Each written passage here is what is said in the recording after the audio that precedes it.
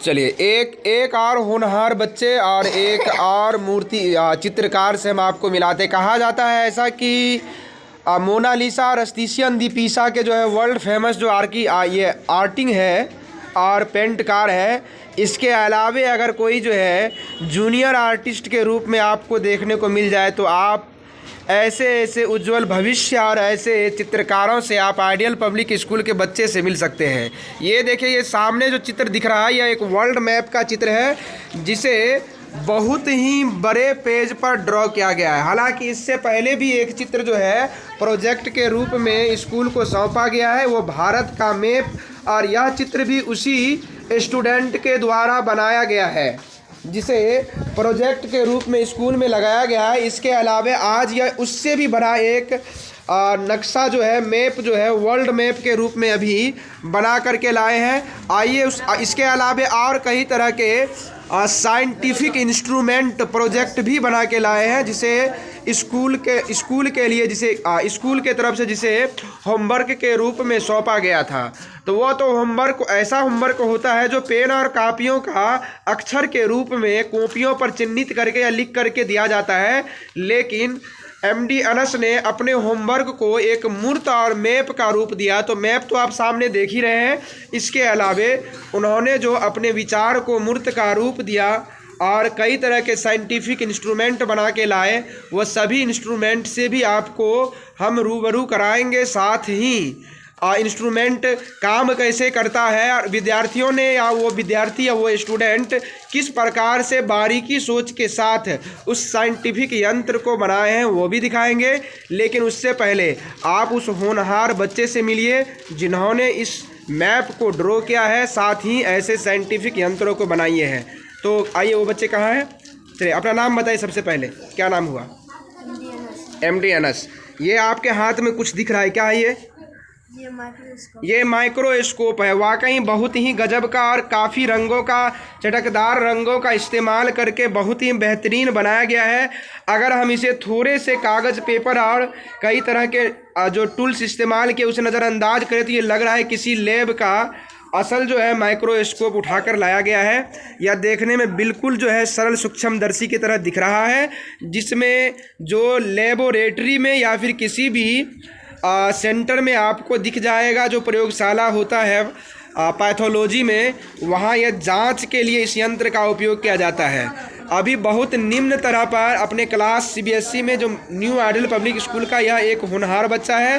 Recently अभी वर्तमान में कुछ दिन पहले क्लास 4 का, जी आप सही सुन रहे हैं, क्लास 4 का केवल एग्ज़ाम दिए हैं। क्लास 5 में ये अपना एक्सटेंड होने वाले हैं और इसका न्यू क्लास 5 जो है वो कुछ दिनों में रिसेंटली शुरू भी हो जाएगा। लेकिन क्लास 4 और 5 में पढ़ने वाले बच्चे साइंस की इतनी बारीकी और इतने बेहतरीन आर्किटेक्चरिंग का जो कमाल दिखाई, ये वाकई सोचने पर मजबूर कर देता है। आप देखिए इस आर्किटेक्चरिंग को, साइंस के डिज़ाइन को। मैं अपनी ज़बान में ज़्यादा इसका एक्सप्लेनेशन ना दूं और चलिए बनाने वाले से ही सुनते हैं उन्होंने इसकी डिज़ाइनिंग कैसे करी, इसमें किस किस मटेरियल का इस्तेमाल किया गया है। आप बताइए ज़रा, क्या सब है इसमें? इसमें एक कार्टून लगा है और क्या है? गम लगा है और ये पन्नी का टेप का डिज़ाइन दिया गया। अच्छा ठीक है जी। और ये इसमें ये जो फोफी का आकार है इसको किस तरह से दिया गया है? ये भी कार्टून का है। मतलब इसमें कोई एक्स्ट्रा और ज़्यादा बजट भी खर्च नहीं है। देखिए, ये देखिए, no wastage and minimise investment में यंत्र। ऐसे ही होनहार बच्चे जब अपने जीवन में किसी तरह के आर्किटेक्चर, इंजीनियर और साइंटिस्ट बनते हैं तो देश का कम से कम बजट में बेहतरीन से बेहतरीन आविष्कार कर सकते हैं। ये नो बजट इंस्ट्रूमेंट्स है साइंस का, इतना बेहतरीन। इसमें किसी प्रकार का कोई बजट खर्च नहीं हुआ है। बस घर के रफ मटेरियल का, कार्टून का, टेप का इस्तेमाल किया गया है, जो अपने पॉकेट मनी से 2-4-10 रुपये से ही केवल हो गया। लेकिन उन्हीं रुपयों का इस्तेमाल करके कितना बेहतरीन जो है यह नमूना डिज़ाइन बनाया गया नस्क के द्वारा। किसी और बच्चे के हाथ में एक और मटेरियल दिख रही है, क्या जरा इसके बारे में बताइए। ये दूसरा, ये कौन सा यंत्र? ये तो बिल्कुल साधारण सा दिखता है। ये तो ऐसी कोई बात नहीं हुई। तो चलिए आप जानिए, ये भले ही आपको साधारण सा दिखता होगा लेकिन ये बहुत ही बेहतरीन डिज़ाइन है। साइंस का एक बहुत बड़ा चमत्कार और आविष्कार है।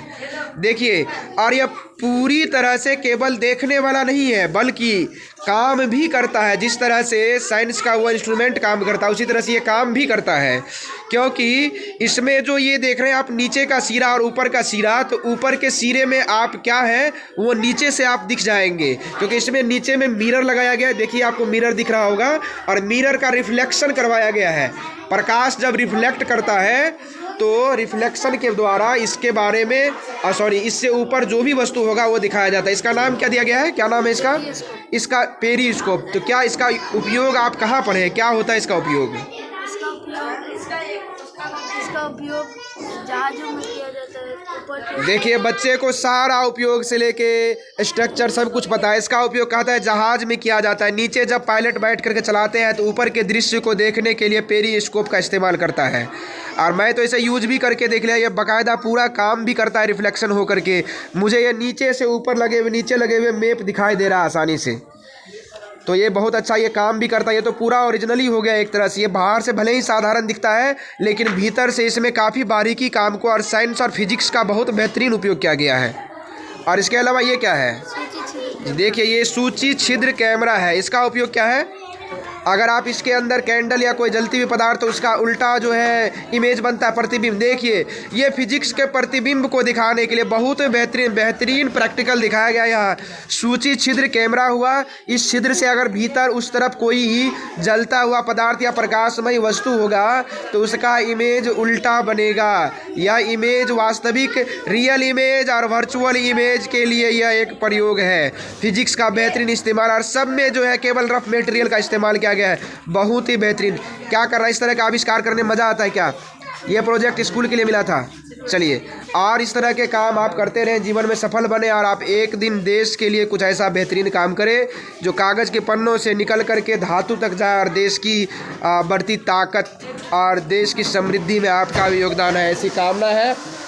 और टीचर से इस सब बारे में कोई मदद मिलता है क्या?